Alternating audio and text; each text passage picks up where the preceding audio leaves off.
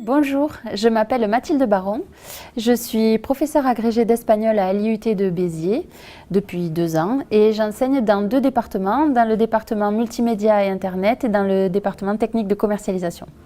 Tout d'abord, dans le Learning Lab, nous avons la chance d'avoir des équipements très spécifiques que nous n'avons pas dans d'autres salles à l'IUT, même si l'IUT est très bien équipée. Donc ici, nous avons un mur inscriptible sur lequel les étudiants peuvent écrire directement, sans passer par un tableau en fait, donc sur toute la surface d'un pan entier de mur. Il y a aussi ce qui est caractéristique des chaises qui se déplacent avec des tablettes. Donc en fait, l'étudiant est sur une sorte d'îlot mobile sur lequel il se déplace dans toute la salle. Et il y a d'autres dispositifs, des tablettes Velleda sur lesquelles ils peuvent écrire. Mais bon, par rapport aux autres salles de TD, celle-ci, je dirais qu'elle est plus chaleureuse. Elle est un petit peu plus petite. Elle est peut-être moins équipée au niveau technologique parce qu'il n'y a pas d'ordinateur comme dans beaucoup de salles de TP par exemple. Ici on est un peu libéré de cet aspect-là, même s'il est très utile par ailleurs. Ça c'est une autre perspective. Et puis c'est aussi des couleurs différentes, un environnement qui vraiment, quand les étudiants vont rentrer dans cette salle, va pas leur rappeler nécessairement un cadre scolaire, mais plutôt peut-être un espèce de petit salon, un café d'entreprise ou voilà une salle de discussion très informelle, mais qui nous fait nous échapper un petit peu du monde académique. C'est ça qui est intéressant dans cette salle, outre les possibilités techniques que donnent les différents dispositifs qui sont mis à notre portée.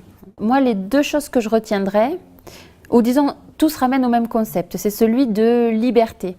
C'est-à-dire qu'ici, on est dans un cadre qui va favoriser la rupture du rapport hiérarchique entre l'enseignant et l'étudiant. On est dans un espace qui est beaucoup plus horizontal, dans un espace où on n'a plus... Disons, les étudiants sont très formatés par des automatismes scolaires. Ils arrivent, ils posent leurs affaires, ils s'assoient sur des randonnions, dans des salles classiques, ils regardent vers une estrade.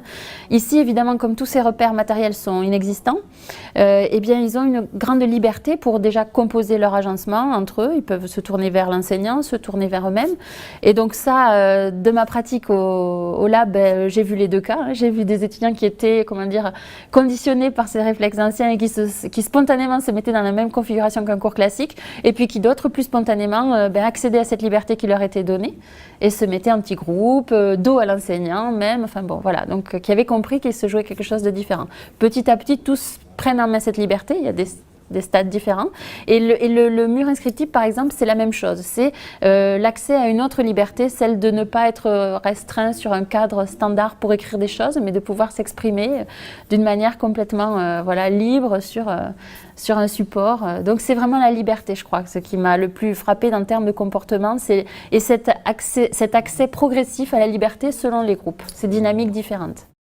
Curieusement, comme je vous l'expliquais, l'accès à cette liberté est progressive, et donc au départ, peut-être je les ai trouvés moins épanouis, justement moins à l'aise, un petit peu gênés par le contexte, donc moins communicatifs, très paradoxalement au départ que d'habitude, et puis finalement à la fin, peut-être un peu plus libérés, oui en effet. En tout cas, je pense que c'est un bon espace parfois pour créer comme un sas ou reconfigurer une relation entre les étudiants et les enseignants qui pouvait être un peu sclérosée. Passer par ici, ça peut libérer des choses, parfois, pas toujours, je pense, mais en tout cas, avec certains groupes, dans mon cas, je les ai vus parfois, oui, s'épanouir et partir vers un peu plus de... Voilà, s'exprimer davantage. Mais le relationnel fait partie du pédagogique, mais oui, pas seulement sur l'acquisition des connaissances, mais aussi sur la dynamique qu'on peut créer avec ses camarades et puis avec l'enseignant. On est vraiment dans un rôle d'accompagnateur, de tuteur. Je crois que même l'étiquette, oui, de professeur s'effrite un petit peu. Donc on est plus discret dans cette salle. On a peut-être moins de charisme, mais on gagne dans le relationnel malgré tout avec les étudiants. Ça reste des cours. Le cours, finalement, c'est une cellule, enfin une étape d'une progression dans un apprentissage. Donc oui, ça reste un cours.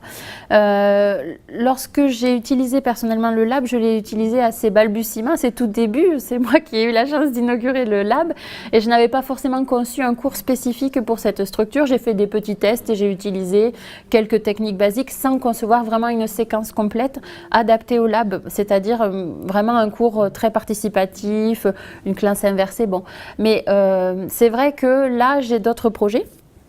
J'aimerais bien notamment utiliser cette salle pour l'année prochaine, enfin au premier cours avec mes étudiants, poser les bases d'un contrat d'apprentissage qui pourrait être fait ici au lab en instaurant avec chaque étudiant un contrat d'apprentissage personnalisé sur le semestre avec la définition d'objectifs, donc qui seront utilisés, qui seront définis grâce à des post-it que chaque étudiant pourrait coller sur des murs pour définir ses objectifs, un contrat comme quand on joue aux cartes, au tarot ou à la belote, à remplir un contrat qui serait passé avec l'enseignant, et puis à partir de ça la définition d'un parcours individualisé.